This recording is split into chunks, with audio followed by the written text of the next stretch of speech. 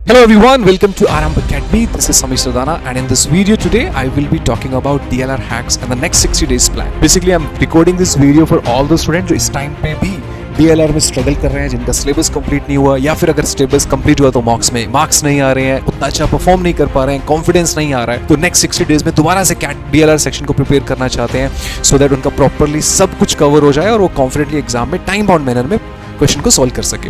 देखो बच्चों, तो that's what we are going to talk about in this video. तो बच्चों देखो, DLR सेक्शन में अगर नेक्स्ट 60 डेज का आपको प्लान करना है, राइट, तो क्या फिजिबल प्लान हो सकता है जिसमें आप बहुत अच्छा DLR सेक्शन अपना प्रिपेयर कर सकते हो। एक and please understand that DLR अकेला ऐसा सेक्शन है जिसको बहुत कम टाइम में प्रिपेयर किया जा सकता है, बिकॉज उसमें थ्योरी वाइज बहुत ज्यादा कॉन्सेप्ट्स नहीं है, बहुत ज्यादा थ्योरी नहीं है। जैसे क्वांट के अंदर तो बहुत ज्यादा थ्योरी होता है, अलजेब्रा को पढ़ने में काफी टाइम लग जाता है, अरिथमेटिक को पढ़ने में काफी टाइम लगता है, बट DLR सेक्शन के अंदर ऐसा बिल्कुल नहीं है। थ्योरी बहुत जल्दी कवर होता है, आप पूरा कंप्लीट सिलेबस कवर कर सकते हो, but the problem that students face is solving questions with time limit, right. तो क्या क्या स्टेप्स आपको फॉलो करने चाहिए नेक्स्ट 60 डेज में और प्रॉपर प्लानिंग के साथ क्या क्या करना चाहिए, let's have a discussion on it guys, right.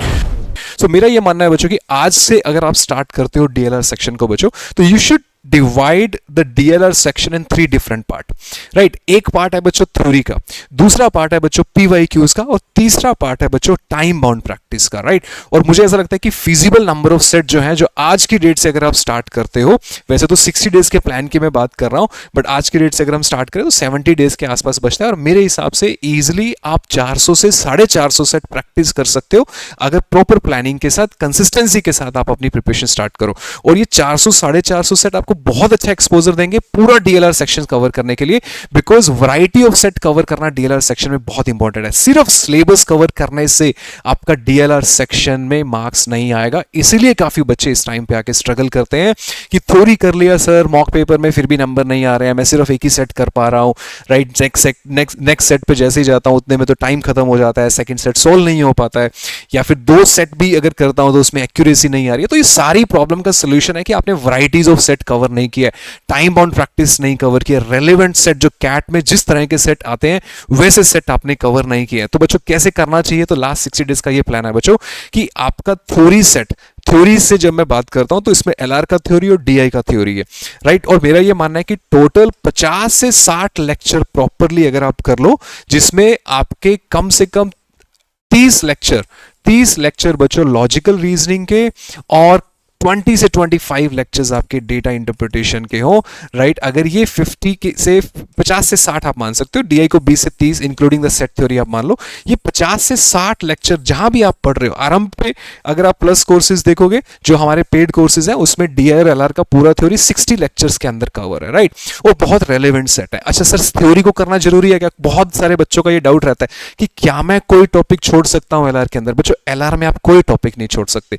There can be 1 or 2 topics in quantitative aptitude that if you wish to leave you can leave based on कि अगर आपके पास टाइम उतना नहीं है प्रिपेयर करने के लिए, बट DILR में ऐसा नहीं करना। उसका रीजन मैं आपको अभी बताता हूं कि ऐसा क्यों बोल रहा हूं मैं, राइट। एक सबसे बड़ा रीजन ये है कि कैट के पेपर के अंदर कोई स्पेसिफिक LR में हम किसी भी टॉपिक को कैटेगराइज करना पॉसिबल नहीं है। आप क्वेश्चन के अंदर टाइमिंग के फैक्टर को देख के उसको शेड्यूलिंग का सेट नहीं बोल सकते। रीजन उसका ये है, for example if I talk about एक कैट 2023 के अंदर एक सेट आया था जिसके अंदर रूट्स एंड नेटवर्क को हमने उसके अंदर कैटेगराइज किया था। पूरा डिफरेंट पुलिस टीम्स जो है डिफरेंट स्टेशंस पे पेट्रोल कर रही थी, डिफरेंट टाइम पे हमें बताना था कि इस पर्टिकुलर टाइम पे ये जो टीम है उसका पूरा पाथ क्या है इस टाइम से लेके इस टाइम तक। तो उस पर्टिकुलर सेट को सोल्व करने के लिए क्या रूट्स एंड नेटवर्क आना चाहिए? नहीं, उसमें आपको शेड्यूलिंग से भी आपको शेड्यूलिंग के बेसिक कॉन्सेप्ट्स भी आने चाहिए, आपको रूट्स एंड नेटवर्क भी आना चाहिए, और उसको पूरा सोल्व करने के लिए मैट्रिक्स बनाना भी आना चाहिए। इसलिए जो बच्चे ये सोचते हैं कि सर मैं रूट्स एंड नेटवर्क कर जाता हूं, पिछले 5 साल से रूट्स एंड नेटवर्क डेली आ रहा है, लेकिन रूट्स एंड नेटवर्क पिछले 5 साल में हमेशा किसी ना किसी टॉपिक के साथ कंबाइन होकर आ रहा है। 2022 में रूट्स एंड नेटवर्क मैथमेटिक्स के प्रोबेबिलिटी के कॉन्सेप्ट्स के साथ कंबाइन होकर आया था। 2023 के अंदर रूट्स एंड नेटवर्क शेड्यूलिंग और मैट्रिक्स फिलिंग के साथ कंबाइन होकर आया था, राइट। सो कोई भी ऐसा स्पेसिफिक टॉपिक अगर आप करोगे, आप ये सोचते हो मैं शेड्यूलिंग करता हूं डेटा अरेंजमेंट छोड़ जाता हूं, या फिर मैं डेटा अरेंजमेंट करता हूं क्वांटिटेटिव रीजनिंग छोड़ जाता हूं, नहीं पॉसिबल है, राइट। डेटा अरेंजमेंट का कभी भी सेट ओनली डेटा अरेंजमेंट से बिलोंग नहीं करता, उसके अंदर मल्टीपल कॉन्सेप्ट्स आते हैं। आप कोई भी कैट का सेट उठा लो. Even if I talk about data caselets of CAT 2022 and 2023, जिसके अंदर सबसे ज्यादा पोर्शन था डेटा केसलेट का, उसमें भी जितने भी सेट थे वो परसेंटेज रेशियोज के साथ साथ आपकी क्वांटिटेटिव रीजनिंग स्किल्स पे भी बेस्ड थे. बेसिक नंबर स्किल्स भी उसके अंदर यूज हो रही थी, बेसिक मैट्रिक्स फिलिंग स्किल्स भी उसमें यूज हो रही थी. बहुत लिमिटेड सिलेबस है, तो पहली चीज आप अपने माइंड से ये निकाल दो कि मुझे ये टॉपिक करना है और ये टॉपिक नहीं करना है. They are limited topics in LR and limited topics in DI. Do all the topics. ये क्वांट की तरह नहीं है कि आपको 150-200 लेक्चर्स में थ्योरी खत्म होगा. 50 से 60 लेक्चर के अंदर अगर आपका पूरा थ्योरी कवर हो रहा है तो फिर क्यों टॉपिक छोड़ना, राइट? सबसे बड़ा रीजन ये है कि आप जब एलआर को सोल्व करते हो तो see that LR is what is LR. LR के अंदर बेसिकली आपको करना क्या होता है, राइट?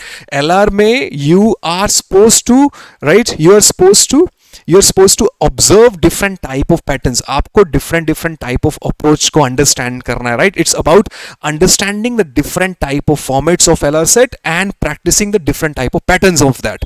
जैसे शेड्यूलिंग का आपने फॉर्मेट समझ लिया, लेकिन शेड्यूलिंग बेस्ड जितने भी डिफरेंट टाइप ऑफ पैटर्न्स बन सकते हैं उसकी प्रैक्टिस जब तक आप नहीं करोगे तब तक आपको वो कॉन्फिडेंस नहीं आएगा.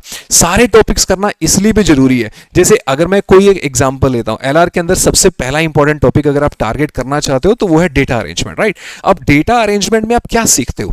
डेटा अरेंजमेंट के अंदर आप मैट्रिक्स बनाना सीखते हो. उस मैट्रिक्स के कंपोनेंट्स को कैसे डिफाइन करना है, मतलब रो वाइज एंट्रीज क्या होनी चाहिए, किन कंपोनेंट्स को मेरे को रो वाइज और कॉलम वाइज मेंशन करना है, उसको ऑब्जर्व करना सीखते हो, राइट? एलिमिनेशन अप्रोच को यूज करना सीखते हो. सारे हिंट्स को सिंबॉलिक फॉर्म में कैसे रिप्रेजेंट करते हैं, उनको आपस में कनेक्ट कैसे करते हैं, वो आप डेटा अरेंजमेंट में सीखते हो, राइट? पैरामीटर्स को क्लियरली कैसे डिफाइन किया जाता है वो आप डेटा अरेंजमेंट में सीखते हो. क्या डेटा अरेंजमेंट की स्किल सिर्फ डेटा अरेंजमेंट में यूज होती है? नहीं, ये सारी स्किल्स आपको दूसरे टॉपिक्स में भी यूज होती दिखेंगी, राइट? तो आपको डिफरेंट पैटर्न प्रैक्टिस करने हैं, डिफरेंट अप्रोच अगर लर्न करनी है तो टॉपिक्स आपको सारे ही करने पड़ेंगे. बिकॉज एक तो कॉम्बिनेशन ऑफ सेट आएगा, कॉम्बिनेशन ऑफ कॉन्सेप्ट्स पे सेट आएगा, और एक स्पेसिफिक टॉपिक से रिलेटेड जो स्टैंडर्ड स्टेटमेंट्स है उन स्टैंडर्ड स्टेटमेंट को जब तक आप प्रैक्टिस नहीं करोगे तब तक आपकी अंडरस्टैंडिंग उन स्टेटमेंट्स को लेके गलत होती रहेगी, राइट? फॉर एग्जांपल अगर मैं रैंकिंग और रेटिंग की बात करूं और आपको एक स्टेटमेंट बोलता हूं कि ए ने रेस को ई से पहले फिनिश किया. सो व्हेन आई से दिस स्टेटमेंट कि ए ने ई को रेस से पहले फिनिश किया, इसका मतलब ये है, और लेट्स से कि 5 लोग कंपटीशन में पार्टिसिपेट कर रहे हैं, तो इसका मतलब ये है कि ए जो है वो 5th रैंक पे नहीं आ सकता क्योंकि वो ई से पहले फिनिश कर रहा है. ऐसे ही ई जो है वो रैंक 1 पे नहीं आ सकता बिकॉज उससे पहले तो ए फिनिश कर रहा है. It's just a very simple और बेसिक एग्जांपल, बहुत छोटा सा एग्जांपल मैं आपको दे रहा हूं. अब ऐसे हर सेट का, हर चैप्टर का कुछ स्टैंडर्ड टाइप ऑफ स्टेटमेंट्स है जिसकी इन्फ्रेंसेस भी स्टैंडर्ड ही रहती हैं, और वो क्लिक तब तक नहीं करेंगे जब तक आप उनको बार बार डिफरेंट टाइप ऑफ सेट्स में प्रैक्टिस नहीं करते हो. जैसे क्वांटिटेटिव रीजनिंग के अंदर अगर मैं बात करूं, राइट, बहुत सारे क्वांटिटेटिव रीजनिंग के ऐसे सेट आते हैं जिसके अंदर आप मैट्रिक्स फिल कर रहे होते हो, है ना? और मैट्रिक्स फिल के अंदर जैसे कैट का ही एक ओरिजिनल सेट की अगर हम बात करें तो एक ओरिजिनल सेट ऐसा आया था कि ये 3x3 का एक मैट्रिक्स है. हर मैट्रिक्स के अंदर टोटल तीन डिफरेंट टाइप के पाउचेस या सैक्स पड़े हुए हैं और इसके अंदर कुछ नंबर ऑफ क्वाइंस है, और ये जो नंबर ऑफ क्वाइंस इस पूरे रो के अंदर आने चाहिए वो एक इंटीग्रल नंबर होना चाहिए, है ना? अब ये बहुत बेसिक सी स्टेटमेंट है जो most of the matrix filling statement में आती है कि इन तीनों में जो नंबर ऑफ क्वाइंस का जो टोटल बनेगा, एवरेज जो बनेगा, वो एक इंटीजर बनना चाहिए. अब अगर मेरे को उसको एवरेज को इंटीजर बनाना है तो एवरेज कितने नंबर ऑफ पाउचेस या सैक्स पे निकाल रहे हो आप? 9 पे. तो इसका मतलब टोटल अपॉन 9 जो होना चाहिए वो एक इंटीजर होना चाहिए. तो इसका मतलब टोटल जो होना चाहिए वो 9 इंटू इंटीजर. इंटीजर मतलब कोई भी एक इंटीग्रल नंबर, मतलब टोटल जो आना चाहिए वो 9 का मल्टीपल आना चाहिए. मतलब इन तीनों पाउचेस के अंदर जो टोटल नंबर ऑफ क्वाइंस होंगे वो तो 9 हो सकते हैं, 18 हो सकते हैं, 15 नहीं हो सकते. क्यों? क्योंकि फिर वो इंटीजर नहीं आएगा. तो ऐसी स्टेटमेंट जो होगी ना वो आपको इतना कंफर्टेबल बनाएगी उन स्पेसिफिक चैप्टर से लेके कि जब भी आपको वैसी स्टेटमेंट पेपर में सामने आएगी आपको टाइम नहीं लगेगा केसेस बनाने में और उसका सही इंटरप्रिटेशन करने में. इसलिए हर टॉपिक की अपनी एक लर्निंग है, राइट? जैसे डेटा अरेंजमेंट में ये 4 डिफरेंट टाइप के कॉन्सेप्ट्स आप सीखते हो, वैसे ही आप सारे टॉपिक्स में, टीम फॉर्मेशन, ग्रुपिंग्स में भी कुछ नया 4 चीजें सीखते हो, राइट? फिर वही चीजें आपको आगे सेट में हेल्प करती है. मैं सारी टॉपिक्स के नेम के साथ आपको बता दूंगा कि क्यों सारे ये टॉपिक्स करने जरूरी है और कौन कौन से इंपॉर्टेंट टॉपिक्स क्लियर करने हैं, राइट? तो पहला पॉइंट अपने माइंड में ये रखो कि थ्योरी सेट को करना क्यों जरूरी है और सारे वो कौन कौन से टॉपिक्स हैं. टोटल एलआर के 12-13 टॉपिक्स ही हैं बच्चों, उससे ज्यादा नहीं है, और डीआई तो उससे भी ज्यादा कम है. तो एलआर के अंदर, डीआई के अंदर सिलेबस नहीं लीव करना है बिकॉज 60 क्लासेस आपको सफिशिएंट है. पूरा सिलेबस पूरा सिलेबस कवर करने के लिए, जिसमें आप हर टाइप के सेट के बेसिक स्टैंडर्ड स्टेटमेंट्स का बेसिक एक्सपोजर आपको मिल जाएगा। और कभी ऐसी स्टेटमेंट आएगी तो आप इजीली उस पर केसेस भी बना पाओगे और उसका एग्जैक्ट मीनिंग भी सही इंटरप्रिटेट कर पाओगे, राइट। और आप फास्ट हो जाओगे उन स्पेसिफिक सेट्स के अंदर, राइट। तो पहली चीज, अच्छा अब ये थ्योरी सेट में ना कम से कम 120 सेट कवर करने जरूरी है, क्योंकि अगर मैं 60 क्लासेस लगा रहा हूं, हर क्लास के अंदर कम से कम 2 सेट तो होंगे ही ना, है ना। तो 60 क्लासेस हैं और मेरे हिसाब से हर टॉपिक पे 3-3 क्लासेस एलआर में होती हैं। तो अगर आप ये 60 क्लासेस कवर करते हो, अगर तो आप आरंभ के एजुकेटर हो और आरंभ के स्टूडेंट हो, तो कोई भी बैच आप उठा लो, एकलव्य उठा लो, अर्चना उठा लो, राइट। इन 60 क्लासेस के अंदर आपको कॉम्प्रिहेंसिवली हर टॉपिक पे, हर स्पेसिफिक टॉपिक पे जो भी आपको मैं बताने वाला हूं, उस पे 4-5 सेट कवर करने को मिलेंगे। तो उससे आपको उनकी सारी बेसिक स्टैंडर्ड स्टेटमेंट्स पता लग जाएंगी और आपको पता लग जाएगा कि इनकी बेसिक अप्रोच क्या होती है सेट को सोल्व करने की, राइट। और हर सेशन के अंदर 2 से 3 सेट कवर है, राइट। तो कम से कम, राइट, आपके मेरे हिसाब से 120 से लेके 150 तक सेट कवर हो जाएंगे हमारे जो प्लेटफॉर्म के ऊपर जो क्लासेस हैं, उसमें 120 से 150 सेट आपके इजीली कवर होते हैं। और इन 120 से 150 सेट के अंदर कम से कम आपके 40 से 50 पीवाईक्यूज भी कवर हो जाएंगे बीच में ही। क्लासेस में कुछ पीवाईक्यूज इसलिए कवर करवाए जाते हैं सो दैट आपको कंटेंट की रेलेवेंसी पता लगती रहे और you also get an idea कि कैट में इस तरह के सेट आते हैं, राइट। और आपका कॉन्फिडेंस बढ़ता रहे कि हाँ, जो कॉन्सेप्ट्स हैं ये इजी हैं, आप इनको इजीली इंटरप्रेट कर सकते हो और you guys can easily solve it if you know the basic approach, right. तो if you do those theory classes, these are the number of sets you can target। अब ये 60 क्लासेस करने के लिए कितने घंटे आपको चाहिए? अगर 1.5 घंटे की एक क्लास है, अगर आप 1.5x पे इन क्लासेस को अटेम्प्ट कर लो तो 60 आवर्स के अंदर आपका ये सिलेबस खत्म होता है। दिन में अगर आप 1.5 घंटे की क्लास या 2 घंटे की भी क्लास कर लो तो 30 से 45 दिन के अंदर आप पूरा बेसिक एक्सपोजर आपको मिल जाएगा लेक्चर्स का, राइट, जिसके अंदर आपके काफी सारे पीवाईक्यूज भी खत्म होंगे और बेसिक सिलेबस भी खत्म हो जाएगा, राइट। इतना ही है डीएलआर का सिलेबस। अच्छा, और साथ में आपको टारगेट करने चाहिए पीवाईक्यूज। मैं मान के चल रहा हूं कि आप डीएलआर सेक्शन में 2 से 2.5 आवर्स कम से कम देने को रेडी हो, जिसके अंदर आपकी 1 घंटे की क्लास डेली एक आप कवर कर सकते हो। 1.5x की स्पीड पे आपके 2 से 3 लेक्चर्स में कवर हो जाएंगे, आपके बेसिक अप्रोच समझ में आ जाएगी, इतने में आपके 2 से 3 सेट भी हो जाएंगे। और अगर आप कंसिस्टेंटली इसको 40 दिन तक फॉलो करते हो तो आपका पूरा सिलेबस खत्म होता है बच्चों, राइट। ये सुनो, ठीक है, किसी दिन 1 क्लास कवर कर ली, किसी दिन 2 क्लासेस कवर कर ली, राइट। जो इजी टॉपिक है उस दिन 2 क्लासेस आपने कवर कर ली, राइट। इतना करने से आपको स्टैंडर्ड सारे सेट का एक्सपोजर मिल जाएगा, राइट। और साथ में पीवाईक्यूज को करना बहुत जरूरी है। इसके पैरेलल में अगर आप डेली 1 या 2 पीवाईक्यूज भी कर लो, या फिर अगर आप मेरी लेवल अप सीरीज पैरेलल सिर्फ वीक में 3 डेज भी लगा लो, राइट, तो आपके सारे के सारे पीवाईक्यूज ऑटोमेटिकली कवर होते हैं, कुछ आपके थ्योरी सेट के साथ और कुछ आपके लेवल अप के सेट के साथ, राइट। अभी तक लेवल अप एक सीरीज है जो मैं YouTube पे ले रहा हूँ, ट्यूसडे थर्सडे सैटरडे को 1 PM पे लेक्चर होता है। इसमें 30 लेक्चर ऑलरेडी हो चुके हैं, हर लेक्चर के अंदर एक सेट है, टाइम बाउंड मैनर के अंदर, सिर्फ 20-20 मिनट के सेशंस हैं। आपको बस सेट को पहले अटेम्प्ट करना है 10 से 12 मिनट में और फिर उसके बाद उसको अटेम्प्ट करना है, सॉल्व करना है। तो यहाँ पे इन 2 एक्सरसाइजेस से 2 घंटे लगाने से आपका पीवाईक्यूज भी खत्म होता है और आपके सारे थ्योरी सेट भी कवर होते हैं, राइट। अब एक तीसरा स्टेप रह जाता है बच्चों आपका टाइम बाउंड प्रैक्टिस का, जिसमें आपको 250 सेट करने हैं, राइट। ये 250 सेट को आप अपनी स्पीड के हिसाब से जितना सेट करना चाहो कर सकते हो, बट मेरा एक डीएलआर का 250 का बूस्टर कोर्स चल रहा है जिसमें हर सेट को टाइम बाउंड मैनर में प्रैक्टिस करना जरूरी है। बिकॉज जब आप बेसिक सारे सीख जाते हो, थ्योरी के सारे टॉपिक्स के बेसिक सीख जाते हो, आपको यह चीज भी सीखना है कि अब मैं इन लर्निंग्स को फास्ट कैसे इंप्लीमेंट करूं। आपको प्रैक्टिस करना है कि मेरे को अगर केसेस बनाने पड़ रहे हैं किसी सेट में, तो केसेस को फास्ट कैसे ट्राई आउट किया जाए, राइट। हर टॉपिक पे 10-10 और सेट प्रैक्टिस करोगे ना, तब जाके टाइम बाउंड प्रैक्टिस होगी। ऐसा क्यों? इस पे देखो बच्चों, राइट, ये 250 सेट में आपको बेनिफिट मिलेगा कि जितने टॉपिक्स अभी मैं आपको बता रहा हूं ना एलआरडीआई के, उसमें हर स्पेसिफिक टॉपिक पे आपको 10-10 सेट प्रैक्टिस करने को मिलेंगे और न्यू वैरायटीज के मिलेंगे। जैसे कि मैंने बोला कि वैरायटी और डिफरेंट टाइप ऑफ पैटर्न्स को कवर करना बहुत जरूरी है, बिकॉज उससे आपको सेट फैमिलियर लगते हैं एग्जाम के अंदर। जब आप इतनी सारी वैरायटी करके जाते हो, जब फैमिलियरिटी आती है ना सेट के अंदर, तो कॉन्फिडेंस भी आता है, और कॉन्फिडेंस आता है तो ऑटोमेटिकली स्पीड बिल्ड होती है और आप सेट में एक्यूरेसी भी आपकी बनती है, राइट। तो प्लीज अंडरस्टैंड दैट एलआर के अंदर जो स्पेसिफिक टॉपिक्स हैं और उनकी लर्निंग्स हैं वो मैं आपको एक बार एक्सप्लेन करता हूं। डेटा अरेंजमेंट में जैसे मैंने आपको बोला कि आप मैट्रिक्स को बनाना, उसको डिफाइन करना, रो और कॉलम्स को डिफाइन करना, हिंट्स को सिंबॉलिक फॉर्म में रिप्रेजेंट करना, ये सारी बेसिक्स आप डेटा अरेंजमेंट में सीखते हो और ये आपका पहला टॉपिक होना चाहिए। जैसे क्वांट के अंदर नंबर सिस्टम आपको थॉट प्रोसेस सिखाता है कि किस तरह से क्वांटिटेटिव एप्टीट्यूड में बेसिक थॉट प्रोसेस क्या होता है। ऐसे ही एलआर का बेसिक थॉट प्रोसेस जो है वो आप डेटा अरेंजमेंट से सीखोगे। उसके बाद एक टॉपिक है टीम फॉर्मेशन एंड ग्रुपिंग। कभी कैट के एग्जाम में स्पेसिफिकली इस पे टॉपिक शायद पहले कभी आया करते थे सेट, बट ये आजकल दूसरे टॉपिक के साथ कंबाइन होकर ही आता है। टीम फॉर्मेशन ग्रुपिंग को डेटा अरेंजमेंट के साथ बहुत अच्छे से कंबाइन किया जाता है, राइट। तो बट टीम फॉर्मेशन ग्रुपिंग के अंदर क्या क्या चीजें आप सीखते हो, आपको applying selections, arrange basic arrangement rules, right. Constraints को कैसे हैंडल करना है, जैसे मैंने आपको बोला कि मेरे को 3 लोगों की टीम बनानी है, राइट। अगर ए और बी टीम का पार्ट होंगे तो उसके साथ मेरे को जी को लेना ही लेना है। तो इससे constraint that if A and B are the part of a team, G has to be the part of that team, right.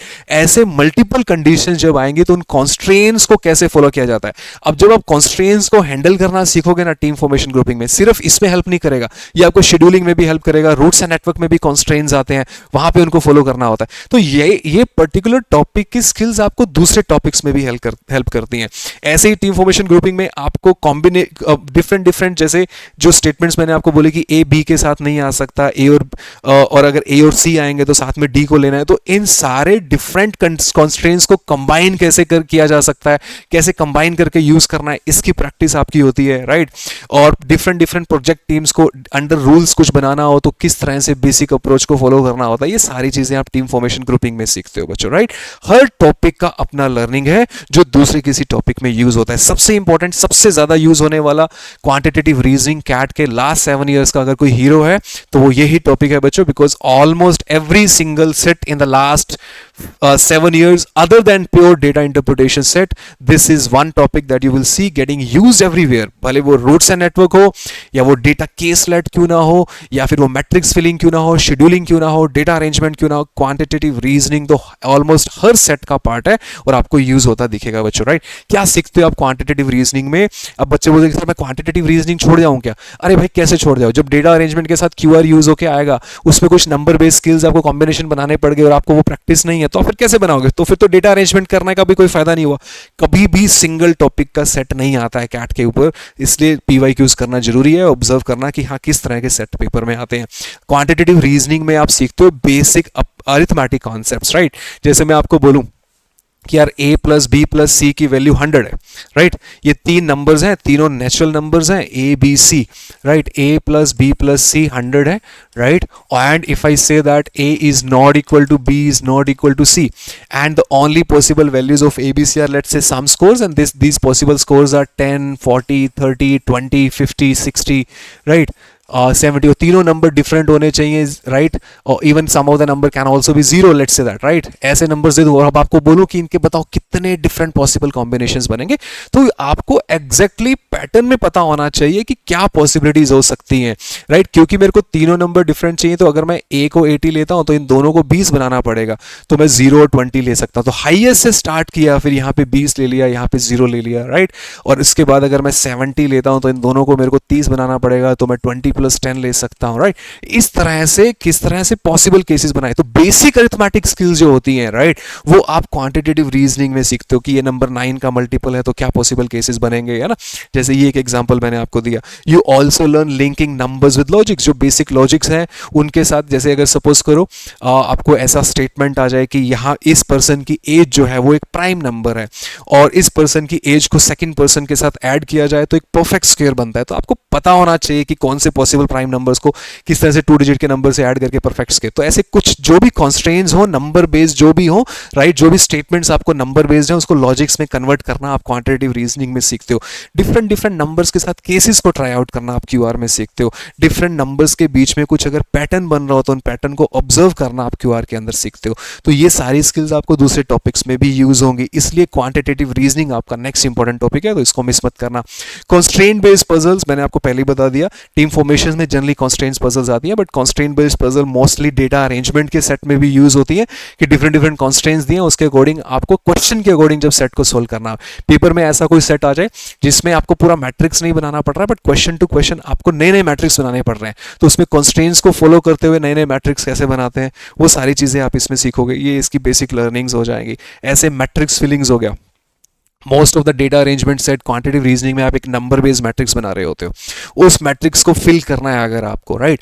जैसे एक बहुत स्टैंडर्ड स्टेटमेंट मैट्रिक्स फिलिंग के अंदर यूज होती है कि अगर मेरे पास 3/3 का मैट्रिक्स है, राइट, लेट्स से दैट कि मेरे पास 3/3 का मैट्रिक्स है और मेरे को ये 3/3 के मैट्रिक्स को फिल करना है ना, और मुझे इसको 1 से लेके 9 तक के सारे नंबर्स डालने हैं। कंडीशन है कि रो वाइज सारे नंबर सेम होने चाहिए, तो इनका टोटल 45 बनेगा और रो वाइज जो सारे नंबर्स का टोटल बनेगा वो 15 बनेगा।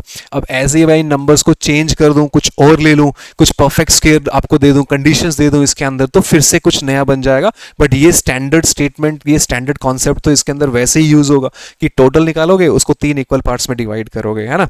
तो ये बेसिक्स जो मैट्रिक्स फिलिंग के अंदर सारी चीजें आप सीखते हो, राइट। ग्रिड को कैसे फिल करना है कंस्ट्रेंट्स के साथ, रोज कॉलम्स को क्रॉस चेक करना जो कंडीशंस को फॉलो कर रहे हो, राइट। डिफरेंट जो वेरिएबल्स एक दूसरे के ऊपर डिपेंडेंट है उनको, उन पे कुछ केसेस बनाना, तो ये बेसिक नंबर बेस्ड स्किल्स और मैट्रिक्स को फिल करना आप इसमें सीखते हो बच्चों, राइट। सुडोकू टाइप की puzzles mostly ranking and rating के अंदर यूज होती हैं। It's important for you to practice at least 4-5 sets based on sudoku. Most of the matrix filling skills के अंदर कई बार ऐसा पैटर्न बनता है जिसमें सुडोकू टाइप की स्किल्स यूज होती हैं। ओनली सुडोकू नहीं, एक दो सेट ऐसे बहुत सारे पेपर में, प्रीवियस पेपर में आपको सेट्स मिलेंगे जिसमें purely sudoku based set solve हो रहा है, राइट। कि आपको मैट्रिक्स है वो 0 और 1 से फिल करना है और कुछ कंडीशंस है, तो mostly it moves towards the sudoku type of puzzles, right. ठीक है, रो कॉलम में क्या ग्रिड कंसिस्टेंसी होनी चाहिए, राइट, उसको फॉलो करना, प्रैक्टिस तो करना पड़ेगा ना। आप सीधा पढ़ के जाओगे थ्योरी वाइज तो नहीं हो पाएगा, राइट। तो ये सेट के बेसिक सेट सोल्व करो, 4-5 सेट सोल्व करो, फिर टाइम बाउंड मैनर के अंदर कम से कम 8-10 और सेट सोल्व करो। कंटेंट चाहिए तो DLR 250 के अंदर आपको वो सारा कंटेंट मिल जाएगा। रूट्स एंड नेटवर्क जो कि आजकल सबसे ज्यादा आ रहा है, 2024 के अंदर भी रूट्स एंड नेटवर्क जो आया था वो क्वांटिटेटिव रीजनिंग था। 23 में रूट्स एंड नेटवर्क आया था, उसके साथ शेड्यूलिंग आया था। 22 में जो रूट्स एंड नेटवर्क आया था उसके साथ प्रोबेबिलिटी का कॉन्सेप्ट आया था, राइट। तो आप सीखते हो बच्चों डायग्राम को ड्रॉ करना, for different paths find out करना, कनेक्ट फाइंड आउट करना उसके अंदर, right. Different type of networks and graphs को अंडरस्टैंड करना, different type of possible routes निकालना, जब शॉर्टेस्ट पाथ निकालना, ऐसे बेसिक स्टेटमेंट्स की जब आप प्रैक्टिस करके जाओगे तो आप कंफर्टेबल फील करोगे। फिर एक बहुत इंपॉर्टेंट पार्ट है शेड्यूलिंग, चैप्टर है शेड्यूलिंग का, ये भी आपको करना है बच्चों, right. Arranging task events over time slots. अब टाइम को देख के बच्चे डर जाते हैं, राइट। डिफरेंट टाइम स्लॉट्स अगर आ जाए, जैसे आज ही हमने एक इनफैक्ट रिसेंटली जो मेरा बूस्टर कोर्स चल रहा है 250 DLR का, उसके अंदर we were doing a set जिसके अंदर डिफरेंट टाइम स्लॉट्स के अंदर कुछ इंटरव्यूज हो रहे थे और हमें बताना था कि किसका इंटरव्यू किस टाइम पे हो रहा है। अब वो टाइम के फैक्टर के साथ जब आप कंफर्टेबल होगे तो आपका दिमाग वहां पे बेटर चलेगा और स्पीड से चलेगा। तो स्टैंडर्ड सेट शेड्यूलिंग पे प्रैक्टिस करना, ऐसा नहीं है कि शेड्यूलिंग का कुछ थ्योरी है, आप इसके 5-6 सेट सोल्व कर लो, इससे इस टाइम स्लॉट्स के पैटर्न पे जितने टाइप के सेट्स होते हैं आप उस पर कंफर्टेबल फील करना शुरू कर जाओगे, राइट। डिफरेंट डे, टाइम और सीक्वेंस को किस तरह से हैंडल करना होता है, क्योंकि अगर टाइम का फैक्टर है तो सीक्वेंस, एक पर्टिकुलर सीक्वेंस में ही इवेंट्स होने वाले हैं, तो उसकी हैबिट होनी चाहिए आपको प्रैक्टिस करने की, राइट।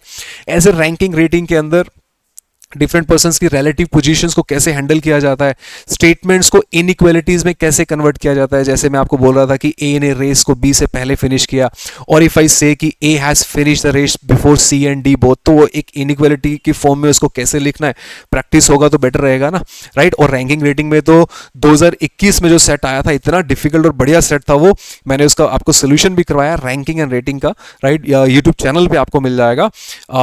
प्योरली क्वांटिटेटिव रीजनिंग का सेट था वो, लेकिन उसमें रैंकिंग का कॉन्सेप्ट था कि इतने रैंक पे इतने पॉइंट्स मिल रहे हैं, तो अगेन उसमें मैट्रिक्स फिलिंग के कॉन्सेप्ट्स यूज हो रहे थे, राइट। तो आपको ये सेट्स कंफर्टेबल बनाते हैं। फिर सीक्वेंसिंग एक बहुत इंपॉर्टेंट चैप्टर है जिसके अंदर आप ऑब्जेक्ट्स को ऑर्डर में लिखना, डिफरेंट इवेंट्स जिस ऑर्डर में हो रहे हैं उनको हैंडल करना, राइट। ये सारी कंडीशंस को सीखते हो। देन गेम्स एंड टूर्नामेंट, तो हर साल पेपर के अंदर आपको कुछ ना कुछ दिखता है, इसके अंदर डिफरेंट टाइप के टॉपिक्स आते हैं, इसमें थोड़ा सा आपको थ्योरी करना पड़ सकता है, बट ये this is not a topic that you should leave. अगर आपने क्वांटिटेटिव रीजनिंग किया तो गेम्स एंड टूर्नामेंट जरूर करके जाना, बिकॉज उसी का ही by product games and tournament है और कुछ नहीं।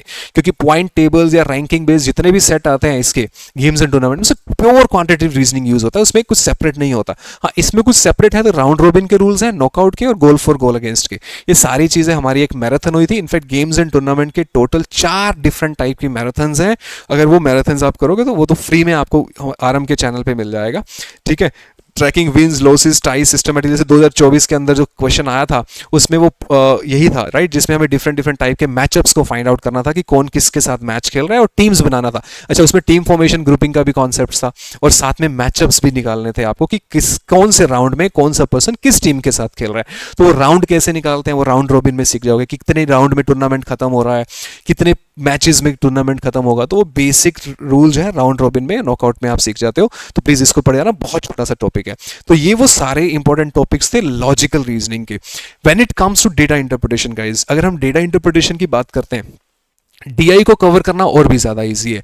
शायद आपको अब आज की डेट में करना हो तो मेरे हिसाब से 20 लेक्चर के अंदर डीआई का पूरा थ्योरी कवर कर सकते हो। अच्छा, डेटा इंटरप्रिटेशन को बहुत बच्चे गलत तरीके से इंटरप्रेट करते हैं। उनको लगता है कि डेटा इंटरप्रिटेशन करना मतलब डेटा टेबल पढ़ना, लाइन ग्राफ पढ़ना, बार चार्ट, पाई चार्ट और डेटा केसलेट, ये सारे चैप्टर्स कर लिए तो हमारा डेटा इंटरप्रिटेशन कवर होता है। ऐसा नहीं है बच्चों। देखो, डेटा इंटरप्रिटेशन के अंदर 2 पार्ट्स में अगर आप कवर करो, जैसे मैंने आपको बोला कि एलआर को करो राइट, 3 डिफरेंट पार्ट्स में। थ्योरी में तो मैंने आपको डीआई और एलआर का कंबाइंड थ्योरी ही बताया था। ऐसे डीआई को जब आप पढ़ने बैठो ना तो 2 पार्ट्स में करो। एक होता है इसमें कॉन्सेप्ट, दूसरा होता है टाइप ऑफ ग्राफ्स। ये जो tables, line, pie chart, bar graph, data caselet, scattered graph, ये जितने भी टाइप ऑफ ग्राफ्स है ना, candlestick graph right, 3D graph, donut pie chart graph, spider web graph, ये टाइप ऑफ ग्राफ्स हैं। इनका काम सिर्फ आपको डेटा को प्रेजेंट करने का है राइट, जिसको रीड करके आप डेटा ले रहे हो। ठीक है, उसके बाद आपका जो बाकी काम बच जाता है वो डेटा को रीड करने के बाद जब आपको क्वेश्चन सोल्व करना है तो वो तो सारे कॉन्सेप्ट्स बेस्ड ही है। तो आप पहले अपने कॉन्सेप्ट्स को स्ट्रॉन्ग करो, और अगर आपने अरिथमेटिक ढंग से पढ़ा है तो अच्छी बात यह है कि आपके कॉन्सेप्ट्स ऑलरेडी कवर्ड है। तो ये वाला पार्ट जो है कॉन्सेप्ट्स वाला ऑलरेडी आपका अरिथमेटिक में कवर हो चुका है, तो आपका सिलेबस कंप्लीशन और भी कम हो जाता है। बिकॉज इसके कॉन्सेप्ट्स की जब हम बात करते हैं तो इसके कॉन्सेप्ट्स में right, if you talk about the concepts, तो मेनली जो कॉन्सेप्ट है इसमें वो आता है उसमें परसेंटेज एंड ग्रोथ। परसेंटेज आपने अरिथमेटिक में पढ़ा होगा, ग्रोथ इंक्रीमेंट डिक्रीमेंट, बस उसमें SAGR, CAGR, simple annual growth rate, compounded annual growth rate 100% same है simple interest and compound interest. ये चीजें आपने ऑलरेडी पढ़ रखी है, बट इन 2 चीजों पे क्लैरिटी आपको ऑलरेडी है, आपको पढ़ने की जरूरत नहीं है। अगर आपने क्वांट अच्छे से कवर किया है, आपने रेशियोज पढ़ रखे हैं, फ्रैक्शंस पढ़ रखे हैं, but I am sure fraction comparison एक टॉपिक होता है जो डीआई में सबसे ज्यादा यूज होता है, शायद क्वांट में नहीं पढ़ाया जाता, तो वो आप प्लीज पढ़ लेना, फ्रैक्शन कंपैरिजन राइट। फिर एवरेज और weighted average I am sure आपने अरिथमेटिक में पढ़ा होगा, उस पर भी बेस कैट में बहुत सारे सेट आते हैं। और एक सेपरेट जो बिल्कुल इन सबसे अलग है वो है set theory right. Set theory पे कभी कभी बहुत easy set 4 set Venn diagram आ जाता है या 3 सेट वेन डायग्राम आता है, तो इसकी थ्योरी आपको सेपरेटली पढ़नी पड़ सकती है, बट ये सारे टॉपिक्स आपने ऑलरेडी पढ़ रखे हैं। तो डीआई में तो सिर्फ आपको टाइप ऑफ ग्राफ्स ही पढ़ने हैं। तो टाइप ऑफ ग्राफ्स में ये सारे टाइप ऑफ ग्राफ के क्वेश्चंस करो। अब जैसे डेटा टेबल में you have to make sure that you are solving a data table set जिसके अंदर परसेंटेज का कॉन्सेप्ट हो, जिसमें रेशियोज भी हो, एवरेज भी हो, वेटेड एवरेज भी हो। ये नहीं कि डेटा टेबल के 2 सेट कर लिए और खत्म, नहीं, डेटा टेबल में सारी वैरायटी कवर करो, percentage based, ratio based, average based, weighted average based right, कुछ रीजनिंग बेस्ड भी बन सकते हैं डेटा टेबल में सेट, तो वो सब करो। ऐसे ही बार ग्राफ में इन सारे टॉपिक्स पे करो। फिर मल्टीपल ग्राफ्स हो गए, केसलेट हो गए, लाइन ग्राफ, पाई चार्ट, ये तो टाइप ऑफ ग्राफ्स है, आपके कॉन्सेप्ट स्ट्रॉन्ग है। आप सिर्फ इन टॉपिक्स पे 4-4 सेट भी सोल्व करोगे ना तो भी आपका डीआई ऑटोमेटिकली कवर हो जाएगा राइट। डेटा इंटरप्रिटेशन के अंदर right, you will see that mostly right there are sets which are based on these type of concept जो मैंने अभी आपको बताए बच्चों right, is it clear? Okay, that is it for the day guys right। तो syllabus आप easily cover कर सकते हो राइट। तो 30 डेज में, अच्छा तो अब हमारा पहले वाला टारगेट कैसे अचीव होगा? क्या हम पहले should I first try doing these 120 sets and PYQs and then move to this? नहीं, अभी डिले हो जाएगा। तो आप जो टॉपिक थ्योरी में कवर करते जा रहे हो ना उस पे 8-8, 10-10 सेट आप इसमें से टाइम बाउंड प्रैक्टिस में से उठाओ और सोल्व करते रहो राइट। क्योंकि इसमें काफी सारे सेट हमने पेड में अभी ऑलरेडी कवर कर दिया, तो आपको हर सेट पे नई वैरायटी मिल जाएगी, नए पैटर्न्स मिल जाएंगे और जो आपको टाइम बाउंड प्रैक्टिस में हेल्प करेंगे। तो थ्योरी का जो लेक्चर कवर होता जा रहा है DLR 250 में उस पर आप प्रैक्टिस करते जाओ बच्चों right। और at the end we are coming up with 2 new batches for CAT 2026 and also we are coming up with a game changer batch for OMATs बच्चों right। तो जो बच्चे आरंभ के साथ अपने स्नैप और एनमेट की प्रिपरेशन शुरू करना चाहते हैं, they can join us, they can join with the in our game changer batch जो हमारा 1 अक्टूबर को स्टार्ट हो रहा है। And we are also starting with CAT 2026 batch which is our aimers 2.0 batch बच्चों, राइट। एमर्स हमने कैट 2025 के लिए भी लॉन्च किया था और ऐसा ही एक सिमिलर बैच हम बिल्कुल फ्रेश 0 लेवल से स्टार्ट कर रहे हैं, एमर्स 2.0 फॉर कैट 2026, जिसके अंदर आपको 1-to-1 मेंटरशिप भी दिया जाएगा, राइट, वो भी एजुकेटर्स का, राइट। तो जो बच्चे हमारे एमर्स 2.0 में आएंगे प्लस जो बच्चे हमारे ऑलरेडी 2026 में आ चुके हैं उनको भी आने वाले अपकमिंग सारे बैचेस का एक्सेस भी दिया जाएगा। And plus you will also be having the access to our 1-to-1 mentorship and counseling along with all the other benefits that we are giving to the students of CAT 2025. So this is again a game changing batch for the students who are going to start their CAT 2026 exam preparation with us for right CAT 2026. So AIMERS 2.0 भी start है और OMETS के लिए बच्चों हमारा snap और NMAT का एक डेडिकेटेड बैच आ रहा है जिसमें आपको स्पीड बेस्ड प्रैक्टिस करवाया जाएगा। 1 अक्टूबर से गेम चेंजर बैच भी हम बच्चों लेके आ रहे हैं, तो please join this batch everybody, okay. So I hope this session must have helped you और थोड़ा क्लैरिटी आपको डेफिनेटली मिला होगा, अपने टाइम टेबल को सेट करने में भी आपको क्लैरिटी मिला होगा। तो ये ध्यान रखना बच्चों, 1.5 घंटा थ्योरी सेशंस पे लगाओ और बाकी का जो 1 घंटा आपका बचा या 1.5 घंटा बचा, अगर 2 या 2.5 घंटे आप डेली का दे रहे हो, 1 घंटे में एक थ्योरी लेक्चर कर लो और फिर वो जो टॉपिक किया उसकी टाइम बाउंड प्रैक्टिस PYQs के थ्रू या फिर टाइम बाउंड जो हमारा DLR 250 का बूस्टर कोर्स है उसके थ्रू करो, राइट। आई एम श्योर आप 60 डेज आगे बचे हुए दिन जो है हमारे उसमें भी अच्छा कर पाओगे और डेफिनेटली DLR सेक्शन में आप 99+ परसेंटाइल लेके आओगे और 3 सेट भी आप प्रैक्टिस कर सकते हो अगर कंसिस्टेंटली आप लास्ट के 60 डेज में अपना DLR सेक्शन प्रिपेयर करते हो तो बच्चों, right. Thank you so much for watching this session and let's aram for your success journey. Thank you.